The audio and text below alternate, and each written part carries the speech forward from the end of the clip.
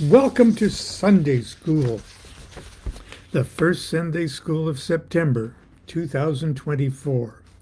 Did you think you would live this long to hear those words spoken? I'm not sure I did.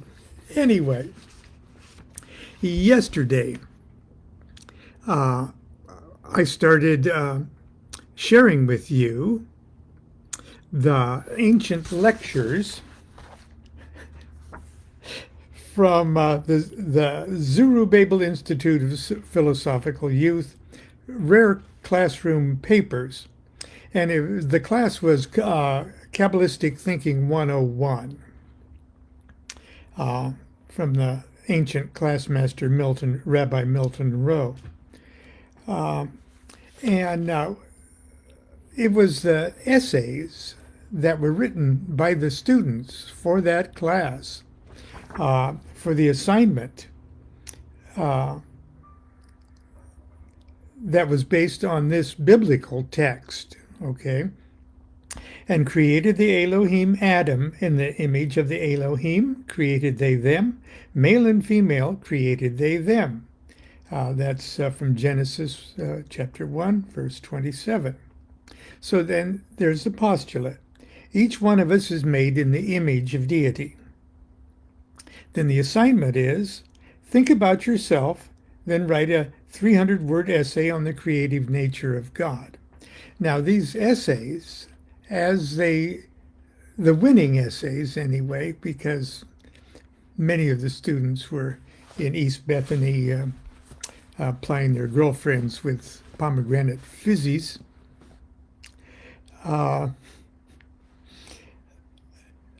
but the series of these essays show the logical development of what we know as the tree of life. And yesterday we got as far as the creation of that tree, okay? We showed the logic of the creation of the supernal triad, and then its reflection in the second triad, and its repetition, just like 3 got repeated from 2 in the supernal triad, in a third triad. And then hanging from the very bottom of it is the manifest universe itself, okay? And we had a nice little essay on it, actually. It was very nice, and that essay was submitted by Jozabad, son of Shimei. So that was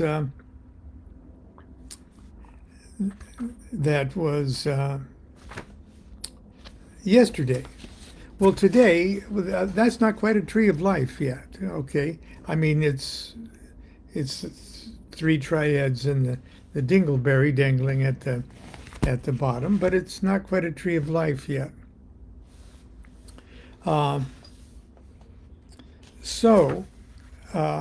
This is the winning essay number 3, the one that comes right after that, after Jozabad submitted that one. So I'm going to share it with you if I can. This is taken from the Chicken Kabbalah of Rabbi Lamed Ben Clifford. And this is winning essay number 3, submitted by Zabad, the son of Aziza. I abase myself before my esteemed colleague Jozabad, son of Shimei, for his stunning demonstration of spiritual insight. I hereby propose that his diagram arrangement of the 10 emanations or Sephiroth be known from this day forward as the 10 numbered bubbles of Jozabad. With all due respect to my friend's genius, however, I would like to point out a few important aspects of his 10 bubbles. that in his flurry to ennoble himself in the eyes of the faculty have escaped his attention.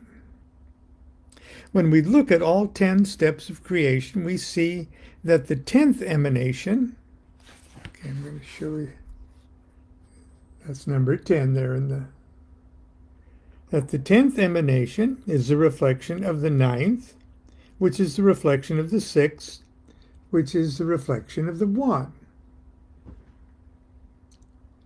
And if we look at it that way, that 1 is the singularity of existence. The next one down is the sun. That's a reflection of that. The reflection of the sun is the moon.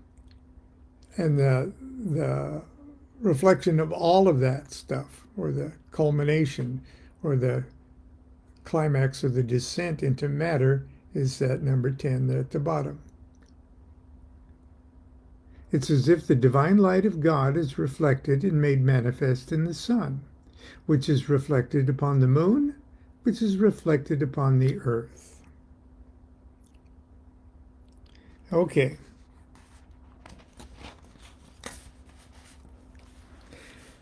To form the backbone of the 10 numbered bubbles of Jozabad, 1, 6, 9, and 10, are as critical to the structure of the universe as the spine of the human body. They are also indicative of the 4 letters of the divine name of deity, Yod, He, Vav, He, and all that it represents in the universe and the human soul. If class has any doubt about this, let me point out that the sum of 1, 6, 9, and 10 equals 26, the same as the supreme name of God, Yod, He, Vav, He. Furthermore, and most importantly, I believe, when we insert the 3 paths, let's see if I got an illustration here so I don't have to hold the book up.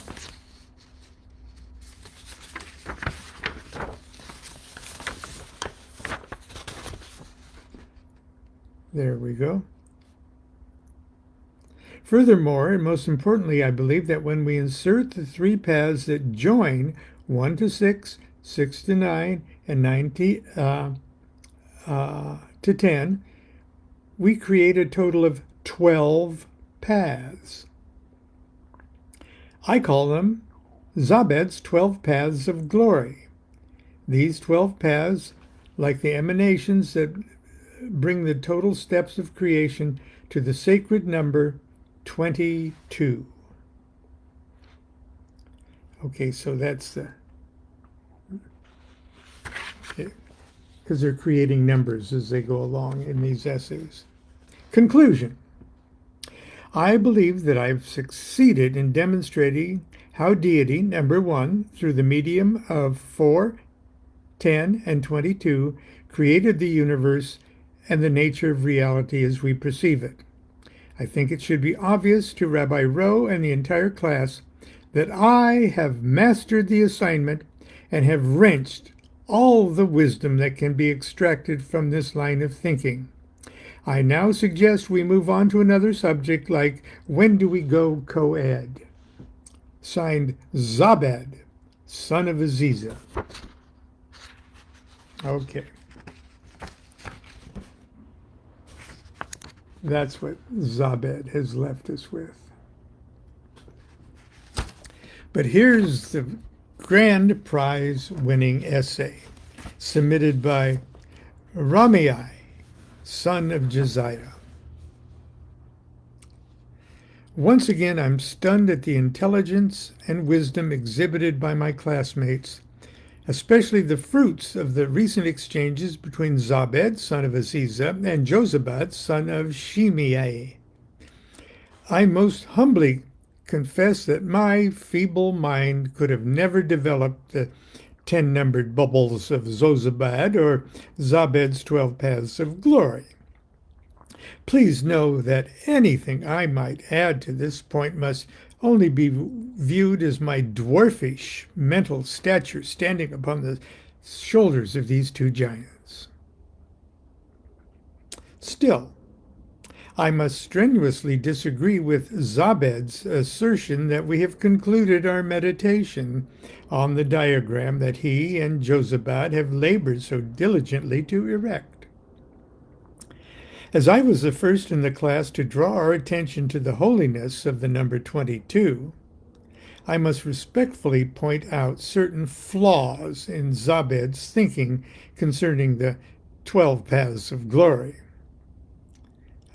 I will begin by pointing out that I believe there are two additional pillars that flank the middle pillar.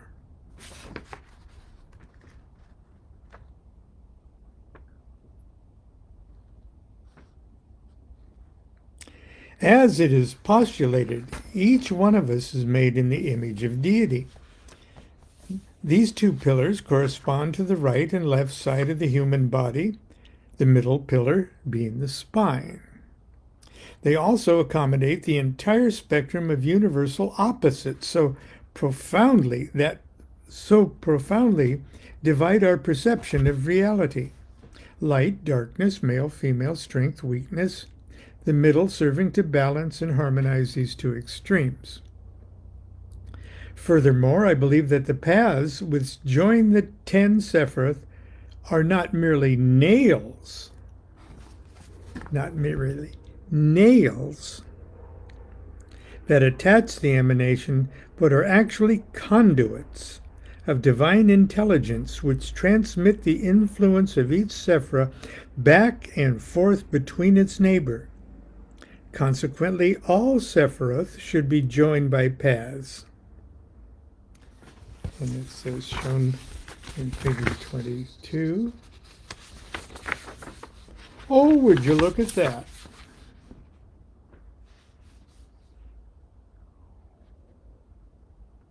You will notice in my diagram I have drawn broken paths leading from 3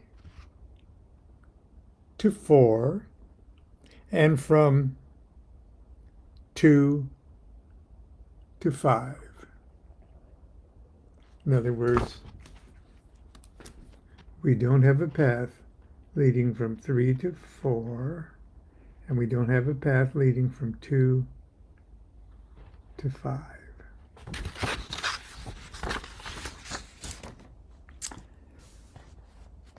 This is because I believe these paths do not exist. To explain this, we must return for a moment to Zabad's earlier essay, which explained how 1 became 3.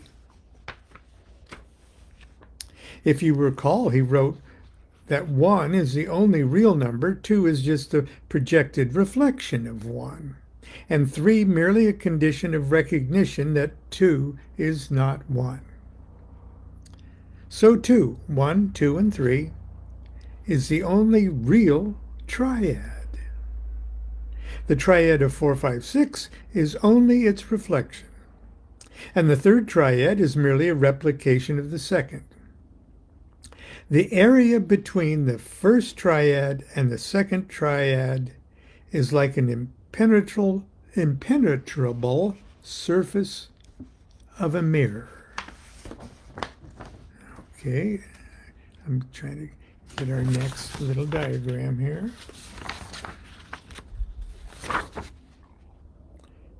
Impenetrable surface of a mirror. It is an inscrutable abyss. As I gaze into the mirror hanging on the wall of my dormitory room, I see my reflection as an unreal image of the real me in my real room. So it is with deity. The supernal triad, 1, 2, and 3, is the real thing existing on the real side of the mirror, the abyss. On the unreal side of the abyss are all the unreal things, including you and me and everything we perceive in the universe. They assume the semblance of reality because they, like my reflection in the mirror, are bound by the image of the real supernal patterns and forms. just as I give kind of a life to my reflection in the mirror. Okay. So all the manifest units of creation are vivified by the living light of the supernal triad. Indeed, that light is our true identity. What we think is our body, our world, our self, is only the shadowy reflection of the divine being whose radiance shattered in the abyss. We aren't even truly alive. We are just reflections of real life. Quote, and created the Elohim Adam. In the image of Elohim created they them. Male and female created they them. They referring to the Elohim, which is plural. Just as we cannot walk into the room reflected in a mirror, a path cannot exist between number three of the supernal triad. Okay. And number 4 of the second triad. Other paths appear to cross the abyss, okay, because there's a path that seemingly goes from 2 to 4, and seemingly goes from 3 to 5, and seemingly goes from 1 to 6. They seemingly cross the abyss. Let's see, but they aren't really paths, but either reflected paths or avenues of reflection.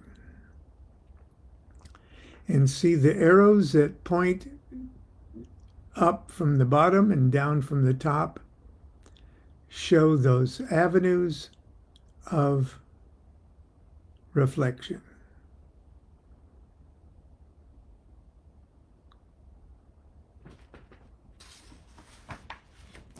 The path, okay, I'll keep this holding.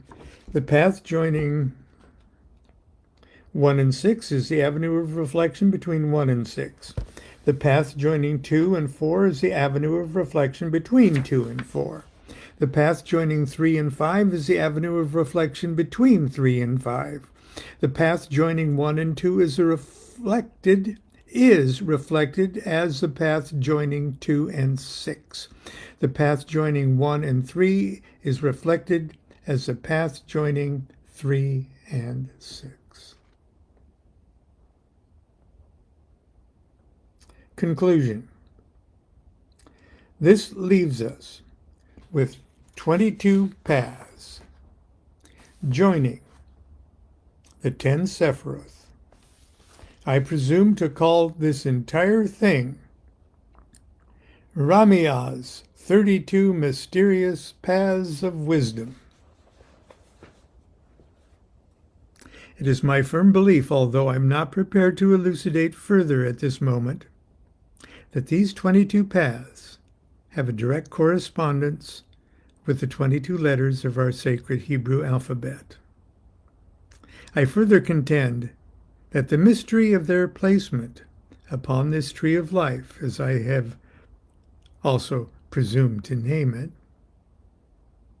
is the key to eventual return to our original divine estate. Ramiya, son of Josiah.